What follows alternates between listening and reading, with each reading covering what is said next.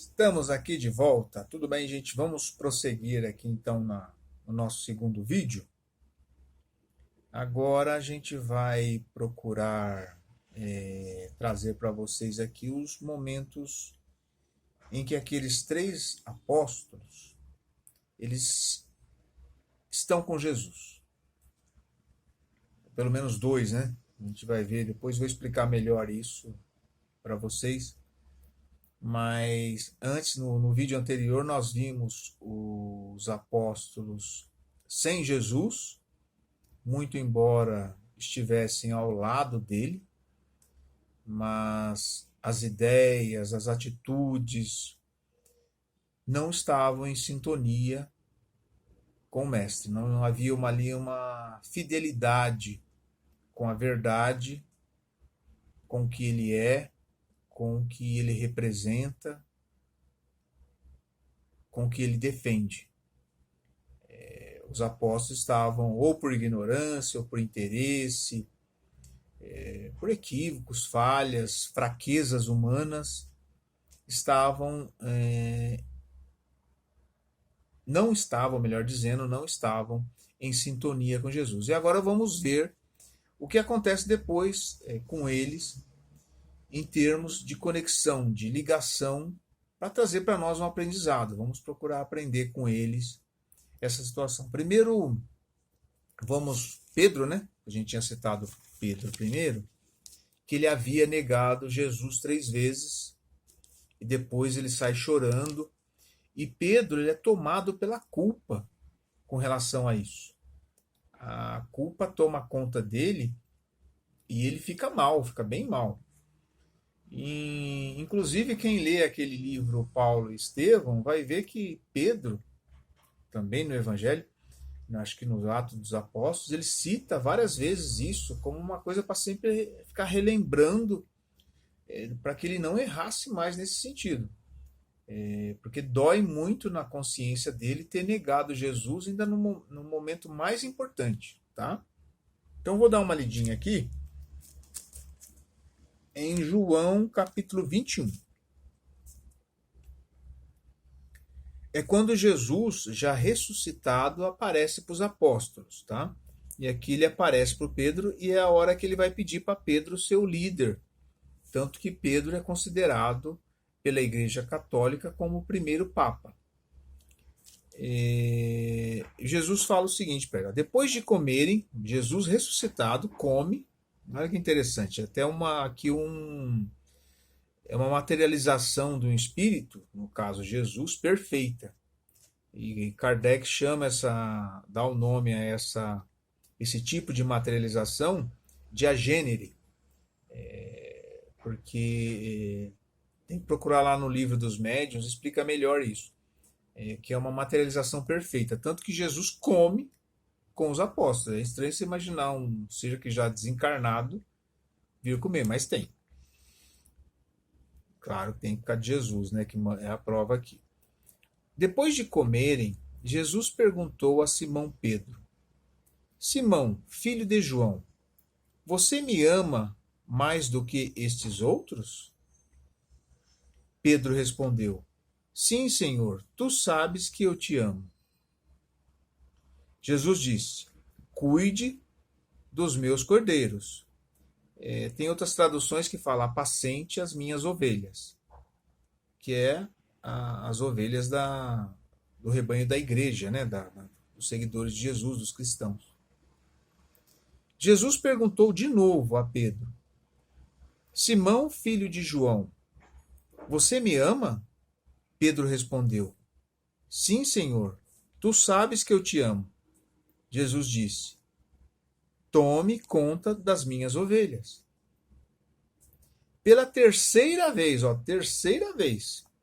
pela terceira vez, Jesus perguntou a Pedro: Simão, filho de João, você me ama?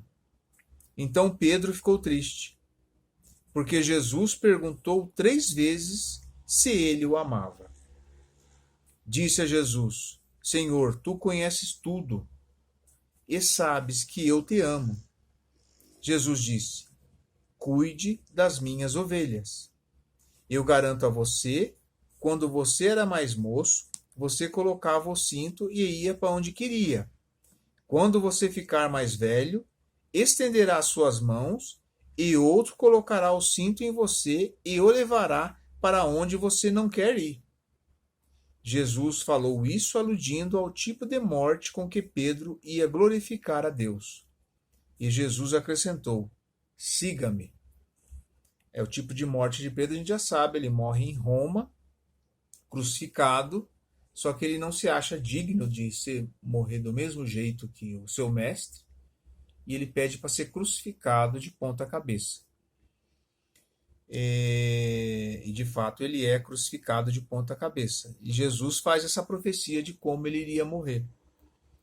Mas é interessante aqui o Jesus psicólogo, né? Temos aqui a figura de um psicólogo, fazendo com que Pedro falasse por 3 vezes que ele amava Jesus. Como uma fórmula, né? Uma espécie de elixir, sei lá, de um remédio para curar a culpa que ele trazia por haver negado Jesus 3 vezes. E aqui ele obedece. E ele está em sintonia. Ele fala: Senhor, tu conheces tudo, você sabe que eu te amo. Aqui Pedro está com Jesus. E Jesus dá uma ordem para ele e ele obedece. Aqui não está ele mais isolado, embora ao lado de Jesus. Eles estão em sintonia, em união. E aí ele vai seguir o caminho da missão que Jesus traça para ele. Ok? Vamos agora ver João,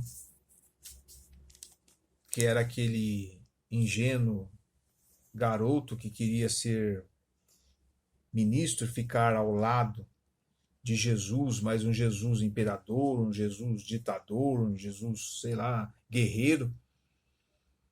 E olha o que acontece com ele. No momento da crucificação, João está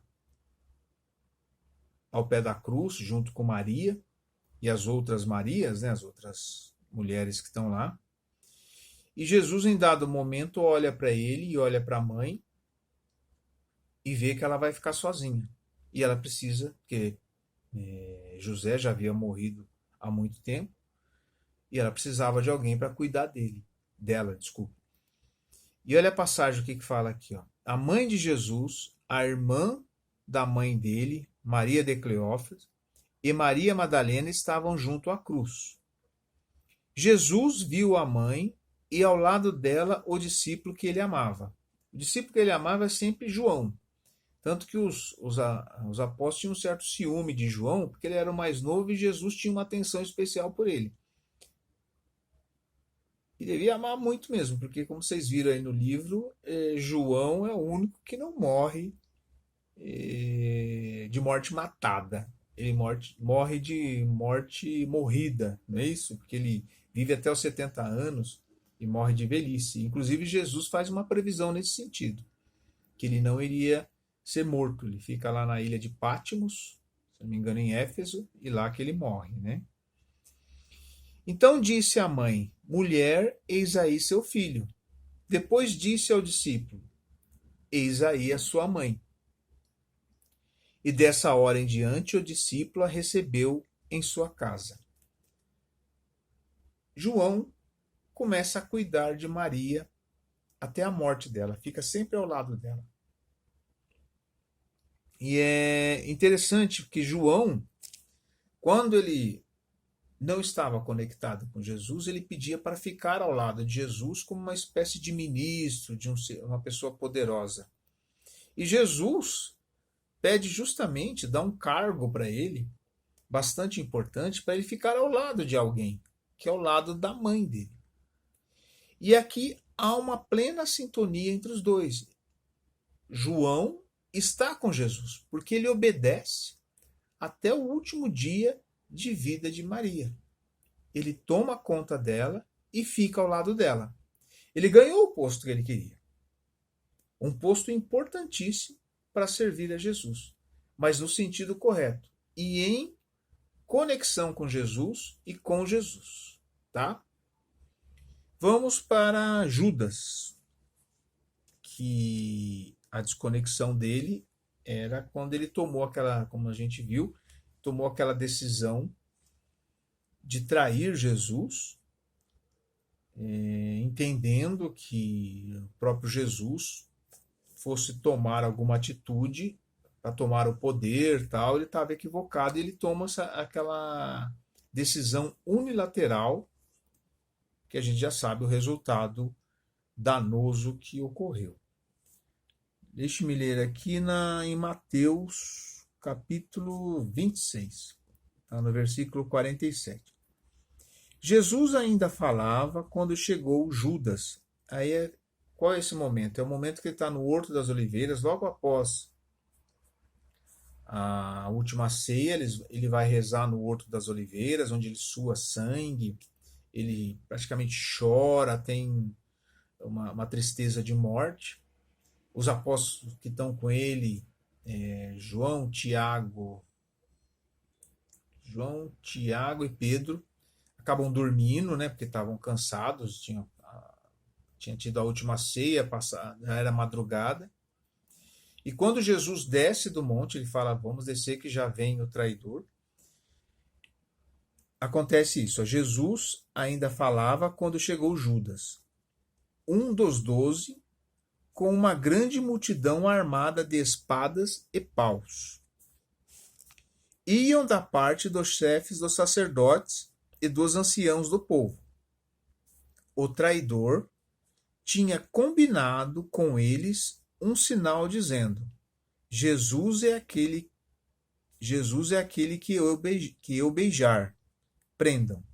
Esse era o sinal que ele havia combinado com os guardas, quem ele beijasse, esse seria Jesus.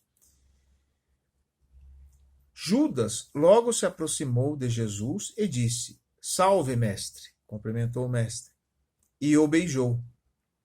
Jesus lhe disse, amigo, a que vieste? Então os outros avançaram, lançaram as mãos sobre Jesus e o prenderam. A conexão aqui de Judas com Jesus, ou melhor, de Jesus para com Judas, é a palavra amigo. O traidor, né, o Judas vem para um ato de traição e Jesus o chama de amigo. Como que está querendo dizer isso? Quem de nós, sabendo que alguém está nos traindo, o chama de amigo? E Jesus o chama de amigo. Jesus tenta ali, ao nosso ver, realizar a conexão que está perdida com Judas. Até aquele momento, quando ele chama amigo, dá para ele desistir de tudo aquilo. Teria, claro, o peso do equívoco, das escolhas feitas. Muito provavelmente Jesus ia ser preso, mesmo porque já tinha sido feito, tinha dado o beijo da traição. Ia ocorrer tudo o que tinha que ocorrer, a crucificação, a morte, depois a ressurreição de Jesus. Mas, na consciência de Judas, com certeza haveria uma grande atenuante se ele tivesse aceitado aquela expressão, aquele convite da amizade, da manutenção da amizade entre os dois. Então aqui, dos apóstolos, ele não conseguiu ficar com Jesus. Os outros dois, em momentos próprios, estavam com Jesus. Judas, nesse momento, não conseguiu. O Espiritismo nos mostra que ele reencarna, o espírito Judas reencarna como Joana d'Arc, e ele vai realizar essa sintonia com Jesus, essa ligação com Jesus em uma outra encarnação, digamos assim, resolvendo as questões internas dele. É mais ou menos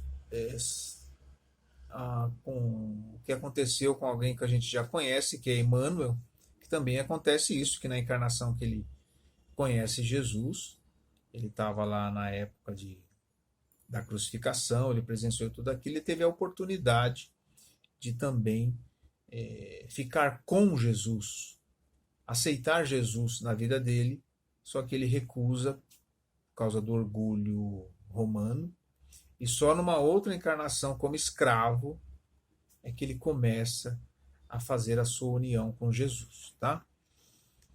Por que eu trouxe esses 3 apóstolos, esses exemplos de momentos deles sem Jesus e com Jesus?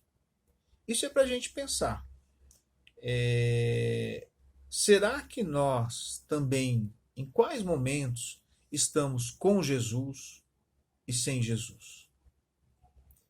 Porque muitas vezes estamos em uma religião, em uma busca espiritual, mas também cometendo os mesmos equívocos que temos os exemplos aqui desses apóstolos. Seja pelo medo, seja por ignorância, por ingenuidade, seja por interesses materiais, como Judas, né, as moedas que ele recebe, se não me engano, 30 moedas, o apego à matéria. Nós estamos em determinado grupo espiritual, grupo religioso, e ficamos individualistas. É como se estivéssemos desconectados. Muito embora estejamos dentro da religião, mas desconectados com o que realmente importa, que é Deus, que é Jesus, que é o amor, que é a... Isso acontece com a gente várias vezes. E não só com vocês que são alunos, aprendizes, mas comigo, com trabalhadores, com pessoas que estão há muito tempo na doutrina ou em outras religiões. Há momentos que a gente se desconecta. Por isso que eu trouxe essas passagens aqui, para a gente aproveitar um pouco da vivência desses apóstolos e trazer para nós. Porque elas são boas para a gente trabalhar o nosso interno e, principalmente, gente, guardemos isso, a importância que tem de fazermos tudo com Jesus e também aprendemos a obedecer Ele, a obedecer o convite que Ele faz ao nosso coração, à nossa alma, para termos boas atitudes.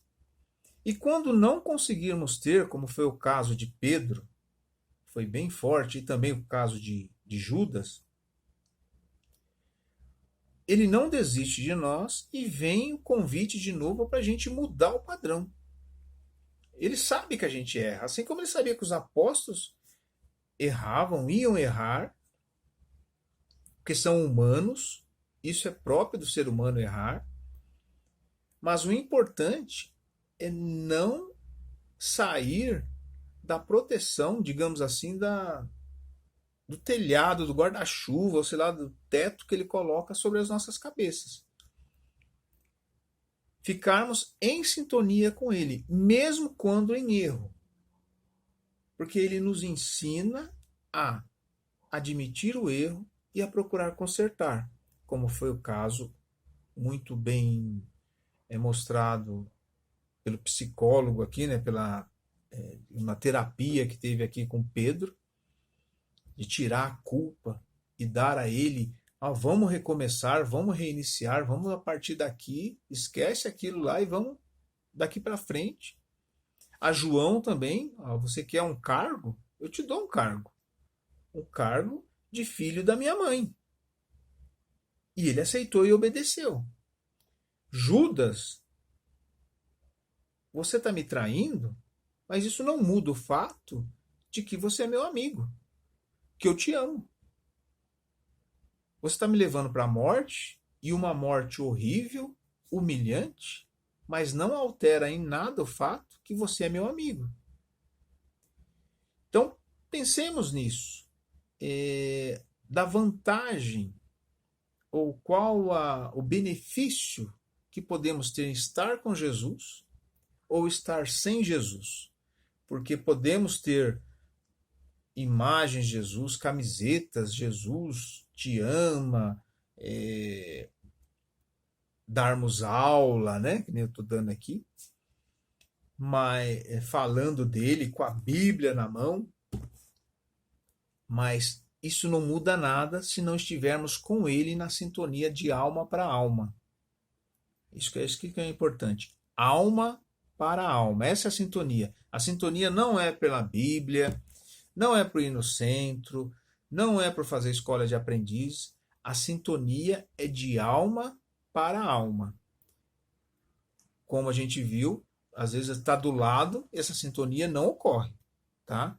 Que possamos fazer isso. Então, fica essa dica para nós, para a gente aproveitar essa experiência deles. Gente, valeu. Vamos voltar nas digitais, tá? Beijo.